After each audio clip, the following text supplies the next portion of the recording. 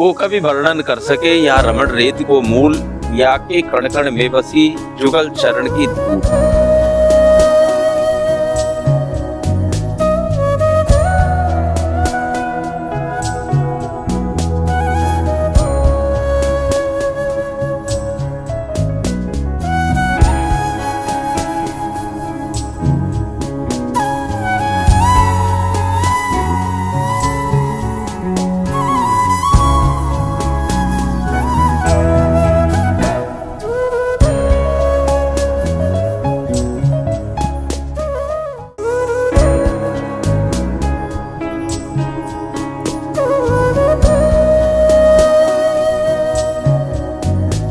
जय श्री कृष्ण प्रिय दोस्तों, स्वागत है आपका घुमक्कर जादे यूट्यूब चैनल में। तो आज हम आ गए हैं रमन रेती।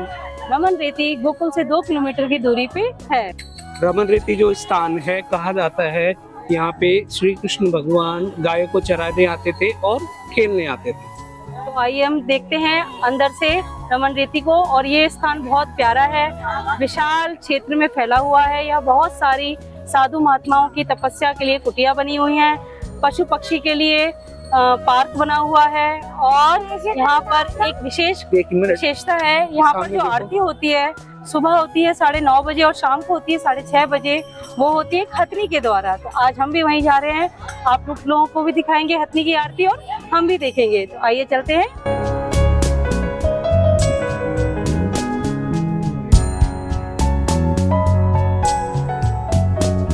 जैसे ही आप रमन रेती पहुंचेंगे, ठीक सामने आपको एक हिरन पार्क दिखेगा, जहां बहुत सारे हिरन और शुतुरमुर्ग और एक तालाब है जिसमें बहुत सारी बतख रहती हैं। कुछ खरगोश भी यहाँ पे पाए जाते हैं। आप जब भी रमन रेती आए भगवान जी के दर्शन करने, आप यहाँ का भी भ्रमण कर सकते हैं, लेकिन बाहर से, अंदर जाने की अनुमति नहीं है।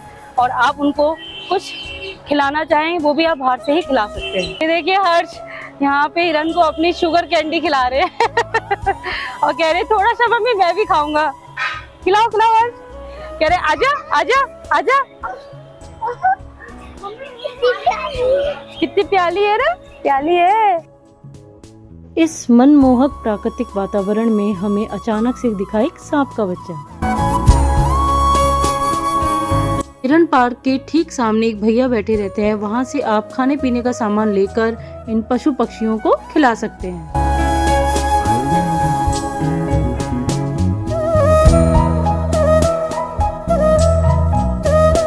आइए चलते हैं अंदर की ओर। जब आप रमन रेती के मंदिर में एंटर करेंगे, आपको लेफ्ट हैंड साइड में ही शूज स्टैंड मतलब जूता घर मिल जाएगा, जहां आप अपने जूते चप्पल रख सकते हैं, जो आपको वीडियो में दिख रहा होगा। तो हम भी अपने शूज यहीं पे सबमिट करते हैं और फिर चलते हैं अंदर।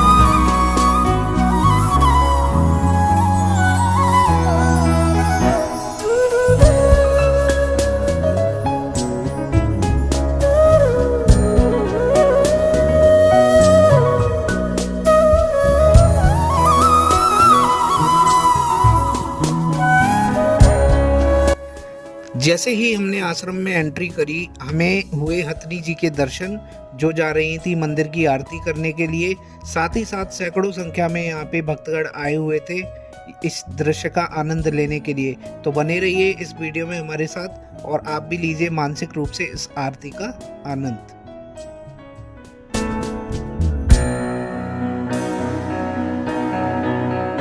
तो दोस्तों आप देख रहे हैं यहाँ पर अभी रमन रेती में 6:30 बजे जो आरती हो रही है। इस आरती में जो हथनी है वो अपनी सूंड से इस आरती को संपूर्ण कर रही हैं और इस तरीके से हथनी अपना इस आरती में योगदान देती हैं। इसी प्रकार से होती है यहाँ पे हथनी की आरती। आइए चलते हैं मंदिर में, तो करते हैं अपने कान्हा जी और राधा रानी के दर्शन।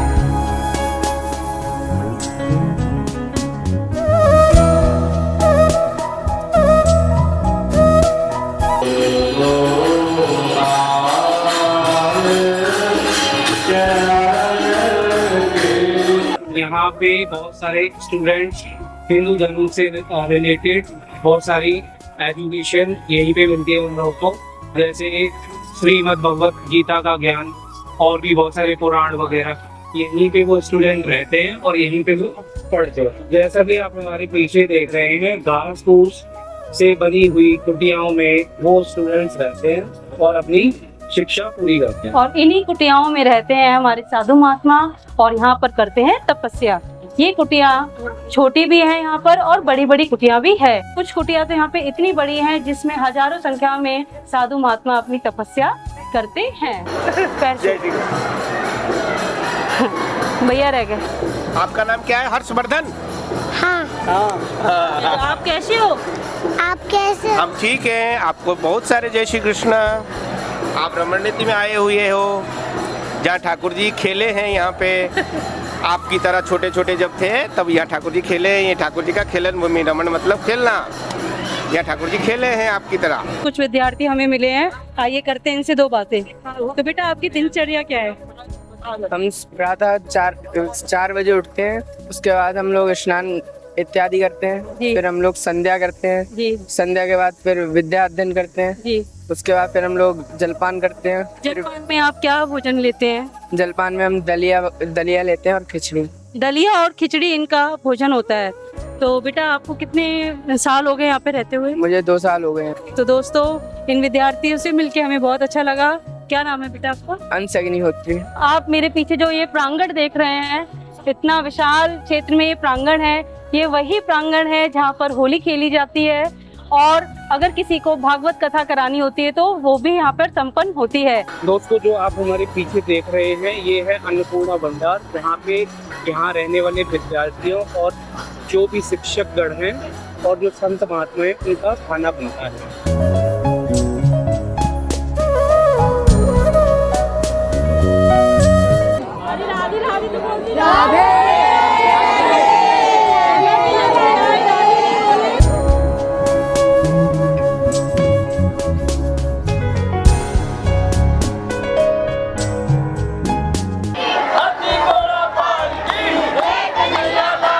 आइए यहाँ पे जो दर्शन करने आए हैं उनसे करते हैं दो बातें। उन्हें यहाँ रमन रीति आकर कैसा लग रहा है?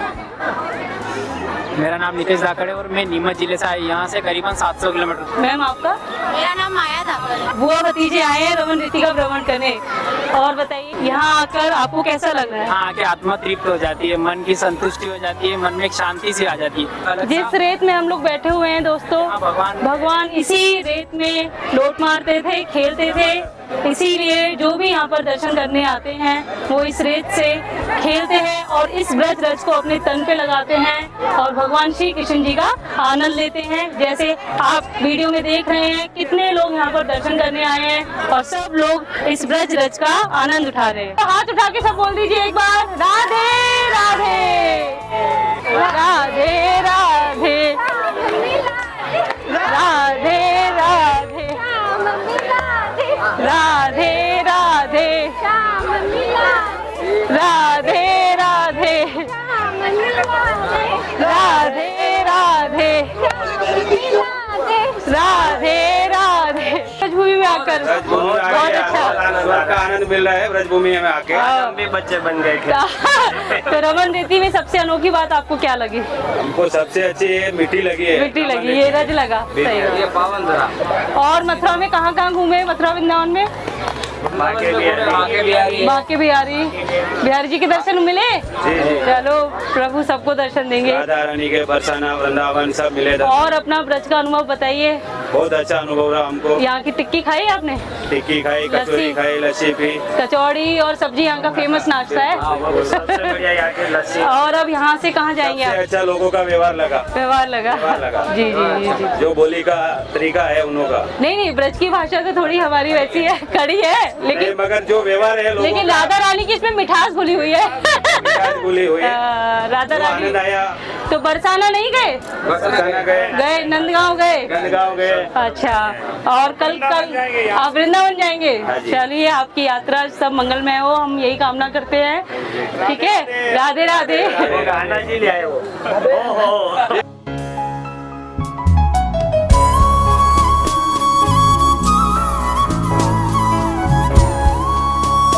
हर्ष कहाँ जा रहे हो? मथुरा। और विश्वदीप जी आप कहाँ जा रहे हैं? अच्छा, कुंड देखने। कुंड।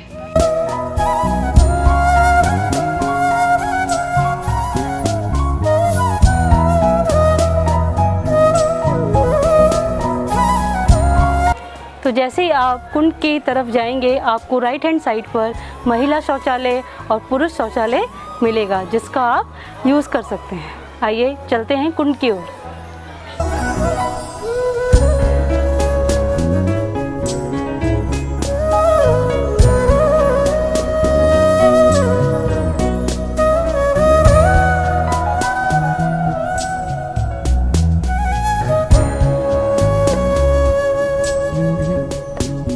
तो दोस्तों अब हम पहुंचने वाले हैं रमन सरोवर में। सरोवर के लेफ्ट हैंड साइड में ही एक बहुत बड़ा घंटा लगा हुआ है। इसका वजन है लगभग 20 किलो से लेकर 25 किलो तक।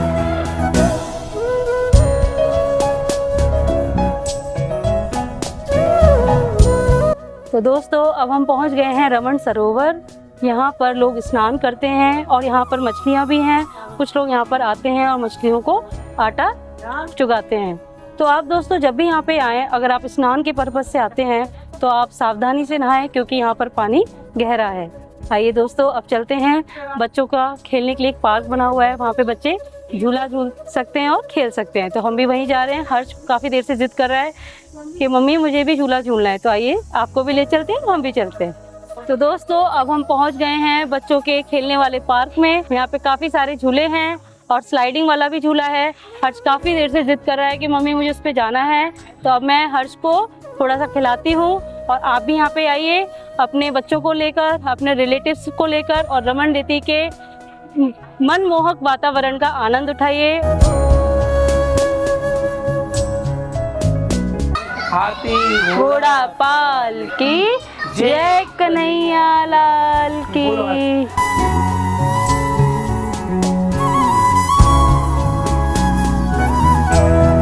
पार्क का आनंद उठाने के बाद हम फिर से चले गए ब्रजरज का आनंद उठाने।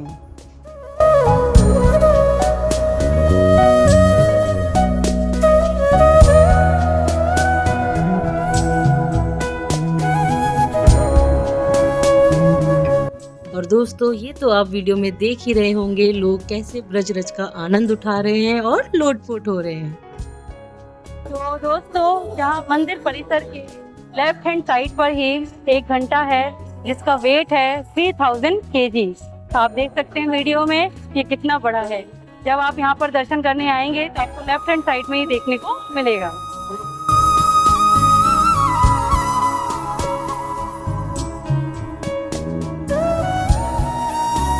अब हम आ चुके हैं रमन रेती के मुख्य कार्यालय में। आइए जानते हैं रमन रेती का इतिहास, यहाँ की विशेषताएं। रमन रेती लोटो नहीं कियो न जमुना पान, रेनर ते जाने हो नहीं ब्रज को तत्व तो महान। को कभी वर्णन कर सके यहाँ रमन रेती को मूल, या के कण कण में बसी जुगल चरण की धूप। गोपाष्टमी के दिन भगवान ग्वाल बालों के संग यहाँ पर गोचारण लीला करते। दोपहर में एक ग्वारिया जाकर के सबके घर से बाजरे की रोटी, मक्खन, छाछ और गुड़, चटनी ये सब ले आते और खूब मिल बैठ करके मंदिर के पीछे वो स्थली है, जमुना जी का तट है, कुलीन है, सुरम्य जंगल था। तो यहाँ बैठ करके सभी ग्वाल बाल वनभोज करते थे और शाम को गोधूली बेला में गायों के साथ अपने अपने घर को लौटते थे। ये वही स्थली है। कालांतर में यहाँ भीषण जंगल, कोई यातायात का साधन नहीं था। संत विराजने लगे। संतों के भजन के प्रभाव से जहाँ कहते हैं जहाँ गौ माताओं की खुर के निशान हो, फुटप्रिंट हो, वो स्थली भजन के लिए, यज्ञ याग आदि के लिए, अनुष्ठान के लिए, उपासना के लिए और तप के लिए बहुत अनुकूल भूमि होती है। तो यहाँ संत विराजने लग गए। संत विराजने लग गए तो फिर दर्शनार्थी भी आने लगे। इस स्थली को अपने वल्लभाचार्य जी पुष्टि मार्ग के जो संप्रदाय के आचार्य हैं, उन्होंने भी चिन्हित किया कि ये स्थली वही है जहाँ भगवान ग्वाल बालों के साथ बाल्यावस्था में गोचारण लीला के लिए आते थे। तो अब यहाँ पर एक अनवरत अन्न क्षेत्र चलता है, जिसमें कम से कम 10,000 लोग रोज प्रतिदिन भोजन करते हैं। 35 वर्षों से यहाँ अखंड हरिनाम संकीर्तन मंदिर में चल रहा है, जहाँ की मंदिर में दर्शनार्थी के पांव अपने आप थिरकने लग जाते हैं जी, भाव विभोर हो जाते हैं जी। अब यहाँ एक हाथी भी है जो संध्या कालीन और प्रातः कालीन आरती में भगवान के सन्मुख खड़ा होकर के आरती में अपनी उपस्थिति दर्ज कराती है। रमण रीति में सबसे ज्यादा हम काम कर रहे हैं पर्यावरण की सुरक्षा के लिए। जी वृक्षों का रोपण करते हैं, सरोवर है, जल संरक्षण करते हैं, वनस्पति इत्यादि का संवर्धन और उनका कृषि करते हैं। तो भरपूर यहाँ पे आपको देखने को मिलेगा। सुंदर वाटिका है वाटिका है और उस वाटिका में ऐसे फल लगे हुए हैं जैसे स्वर्ग में सभी वृक्ष फल से लदे हुए हैं। यहाँ के कण कण में भगवान की महिमा है, भगवान की अनंत कृपा। और वो है आश्रम में 25,000 गो माता है, जिसको हम गो मंदिर कहते हैं। हम लोग गौशाला नहीं बोलते हैं, गो मंदिर कहते हैं। हमारे यहाँ गो मंदिर में गो माता है, उनकी सेवा हो रही है, उनके भाग्य से आता है, उनका जूठन हम लोग पाते हैं और सारे लोगों को खिलाते हैं। तो सब लोग जो है यहाँ आकर के धन्यता का अनुभव करते हैं। इन्हीं शब्दों के साथ मैं आपके YouTube के लिए बहुत बहुत शुभकामनाएं देता हूँ। जय श्री कृष्ण। जय श्री। तो एक महाराज जी को धन्यवाद बोलेंगे। महाराज जी ने इतना महत्वपूर्ण टाइम हमारे लिए निकाला और हमें रमण रीति के बारे में इतनी अनोखी अनोखी बातें बताई। लेकिन 1 मिनट और लूंगी मैं महाराज जी की। महाराज जी आप यहाँ पे कब से हैं? मैं तो बचपन से ही हूँ, 28-29 साल हो गए। तो महाराज जी यहाँ सबसे पहले मैं तो 100 साल से है। अच्छा, अरे आप पर्ण कुटीर में संत विराजते, वो 100 साल, कोई 80 साल, 70 साल। महात्मा है यहाँ। जी हमारी कुटिया में पीछे जो VIP कुटिया में 110 साल के 110 तपस्या कर रहे हैं। तो जो 110 साल के महात्मा है उनका क्या नाम है महाराज जी? उनका स्वामी संतोषानंद। बस महाराज जी हमारे दोस्तों को ब्रज रज का और महत्व बताइए। ब्रज रज तो कहते हैं ना, मुक्ति कहे गोपाल सो मेरी मुक्ति बताए, ब्रज रज उड़ मस्तक लगे मुक्ति मुक्त हो जाए। हमारे यहाँ श्रीमद् भागवत में कहा गया है, यत् तपसा नयाति नचिद्यया निर्वपणा गृहाद्वा बिना महत्पाद रजोभिषेकम। बिना महापुरुषों के चरणों के रज से जब तक आपका अभिषेक न हो, तो ये जो रज है भगवान कृष्ण के चरणों से स्पर्श की हुई रज है, वो जब हमारे मस्तक पे आती है तो हमारी सहज मुक्ति हो जाती है, मुक्ति भी मुक्त हो जाती है यहाँ आकर के। तो ऐसी ये रज है। इस रज में सब लोग आकर के आलोटन करते हैं, आनंद लेते हैं, क्रीड़ा करते हैं, खेलते हैं। जय श्री कृष्ण। तो दोस्तों ये था हमारा रमण रीति का प्यारा प्यारा सा ब्लॉग। अब लेते हैं आपसे विदा, मिलते हैं नेक्स्ट वीडियो में। इसी के साथ आप हमारे चैनल को घुमक्कड़ जादे YouTube चैनल को ज़्यादा से ज़्यादा सब्सक्राइब करें, हमारी वीडियोस को लाइक करें और इस प्रकार की वीडियो देखने के लिए हमारे वीडियोस को ज़्यादा से ज़्यादा शेयर करें। राधे राधे। राधे।